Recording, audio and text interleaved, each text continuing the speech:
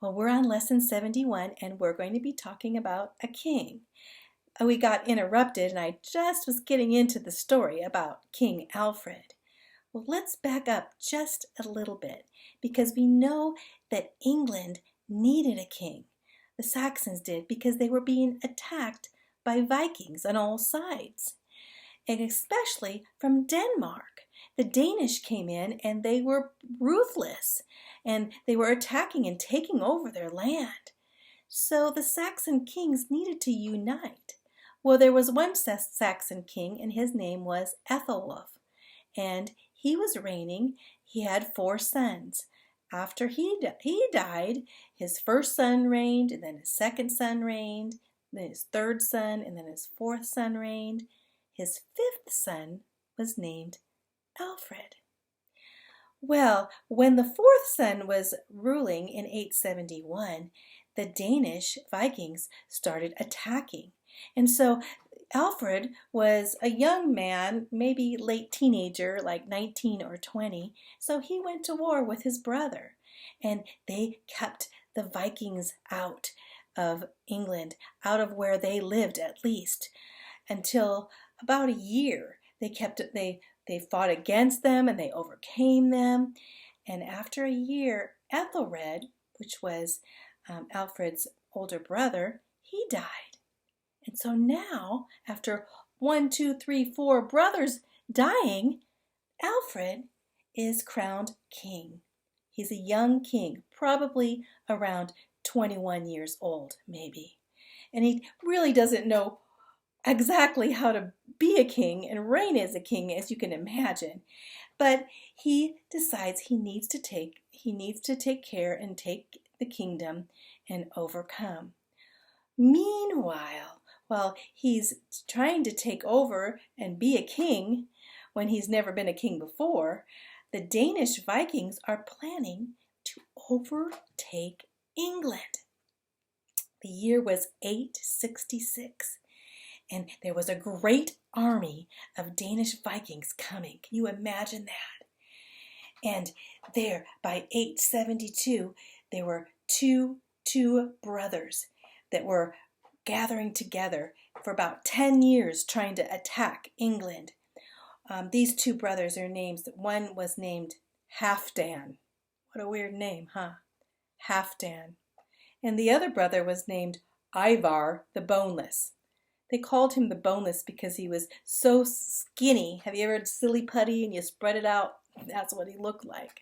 Ivan the Boneless. But both of them were pirates. And so they had been raiding the area for 10 years. And Ivar went up to conquer Ireland. Think of Ivar in Ireland. And so the Irish were so afraid of this Viking and his followers and his army coming in.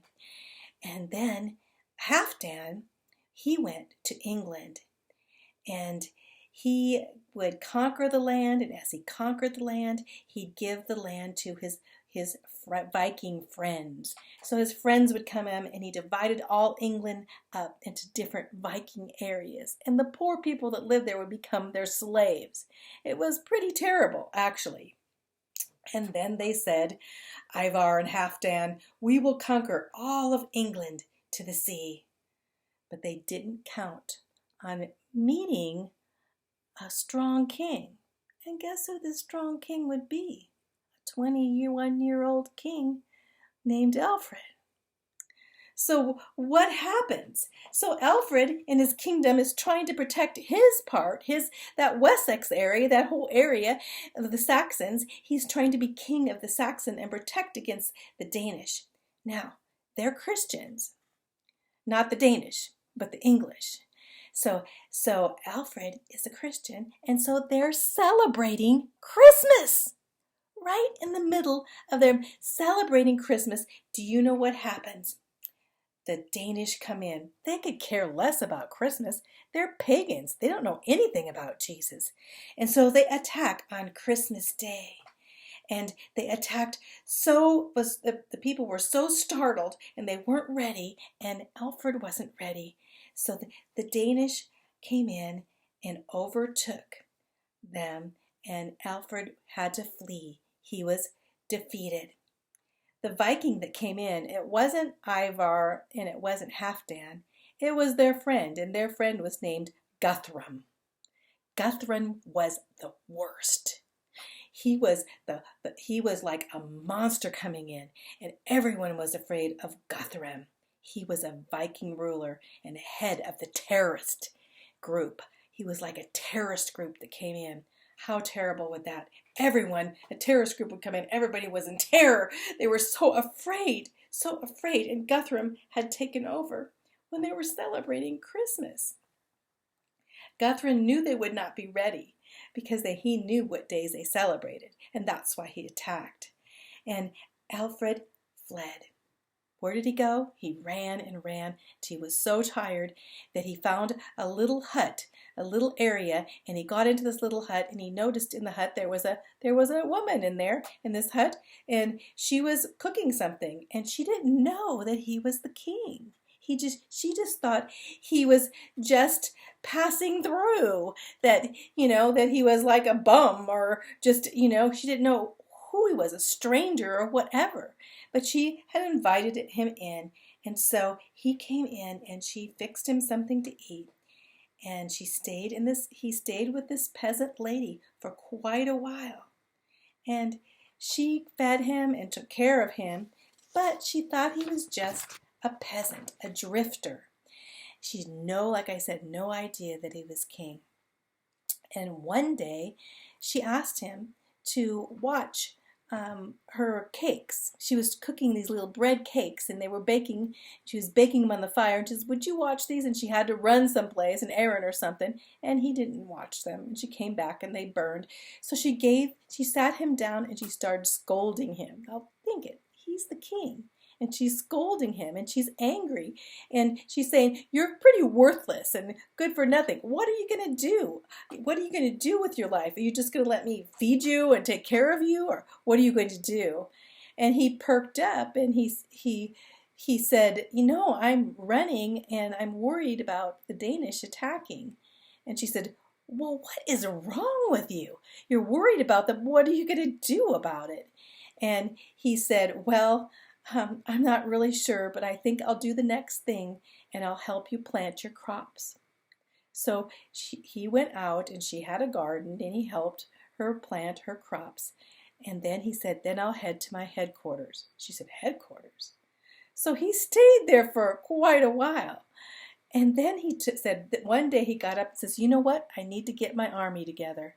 And she said, "Are you crazy or what?" Here he was king. He said, "I am king." "No, what?" And then she realized that she had been taking care of King Alfred. Can you imagine that? And so Alfred did come out, and he did raise an army. And he had been defeated before, but he would rise again. So first he went in, and he went to the Danes, and he said, "I want to talk to you." And so he brought them in to sign a peace treaty. Now, Alfred, all this time, he was a Christian. He had been a Christian before, but this time alone, he had spent some time with the Lord, it's evident. And so he felt he knew what God would want him to do. So he met with this Guthrum. Can you imagine that? He thought, we're going to make peace with Guthrum. How do you make peace with a terrorist? How terrible that would be. He would probably kill him. But instead, Alfred's character was beyond what the Danish expected. So Alfred comes in to meet with Guthrum and the other terrorists that were with him, the Vikings there. And remember, they had defeated him on Christmas. And what do you think happened? Can you guess? Think he was killed? No way. King Alfred presented peace a different way. He gave Guthrum and his buddies there, his guys, Guthrum's guys, he shared the gospel with them. He shared about Jesus, and then he asked if he could pray with them to ask Jesus in their hearts. And he prayed with Guthrum. And Guthrum and the pirates, you wouldn't believe Guthrum and the pirates, they had tears in their eyes. They were so mesmerized by this king wanting to pray with them and sharing him such a beautiful story of the gospel. They wanted to accept Jesus and they wanted to live for Jesus. Now these were Viking pirates that God had turned their hearts soft. And then King Alfred, he baptized them. Guthrum, he baptized him and his buddies. And the other warrior families came back too, and he baptized them too, and prayed with them too, and shared the gospel. And peace followed for quite a long time. Guthrum, he was Alfred's friend. All the Saxons then recognized Alfred as their great hero, and they called him Alfred the Great, because he had peace and took peace in with the Lord Jesus Christ. As a Christian, everyone loved King Alfred. However, in 892, another Danish leader came, and his name was Hasten. And Hasten invaded the land. He was not a Christian, he was a pirate. And Alfred at that time was in pretty poor health. He was getting a little bit old. So his son, Edward, was in command. So King Alfred tried to solve the standoff there and have another peace treaty like he had before. So he gave Hasten the gifts and money, and then he shared the gospel with him, and he baptized his two sons. His two sons wanted to come to the Lord. But Hasten wasn't too sure that he wanted to live for Jesus. He kind of wanted that Saxon land. He wanted to take over. But Alfred's son, Edward, led an army against the Saxons because he thought the Saxons were going to take over, which they were trying to do that anyway. And Edward led the Saxons against the Danish, and he defeated the Danish. They took in the wife of Hasten, the Viking pirate, his wife and his kids and his whole family. They had his family. And Hasten feared, oh my goodness, they'll kill my family, I'm sure. Because that's what they used to do. When they'd capture a king's family, they'd kill him. But King Alfred wasn't like that at all. He kept them safe. And he returned his family right back to Hasten and said, here's your family, Hasten. Hasten recognized Alfred as a true Christian. And he became a Christian too. And his family too. They all loved Alfred. You see, Alfred was interested in much more than being a king. He had a sincere faith in the Lord Jesus Christ. He wanted to improve the lives of his people. Justice for the poor. He took care of the poor. He translated books from Latin to English. So he knew how to speak Latin and he knew how to speak English, but he wanted people to learn how to read. And so he invited scholars into his court and ordered all the freemen there the right to read English and how to read English. And historians came and they began writing and keeping a record of all the accounts in England from that point on. That's why we know a lot about King Alfred. And they even had a newscast, the history, the Anglo-Saxon Chronicle. It continued for many years, like a newspaper. It recorded history and current events that are now history. In 899, Alfred died. But when Alfred died, everyone was sad, but everyone celebrated. They felt he was the greatest king. Only King Alfred was ever given the title of Alfred the Great. He was the greatest king of England. Why was he so great? Because he loved Jesus, because he followed Jesus, because he knew Jesus, and because he wasn't in his power, but he knew it was in the power of God. So while Alfred was king then, he kept the peace, and he led all those Viking pirates, all those terrorists, to know Jesus.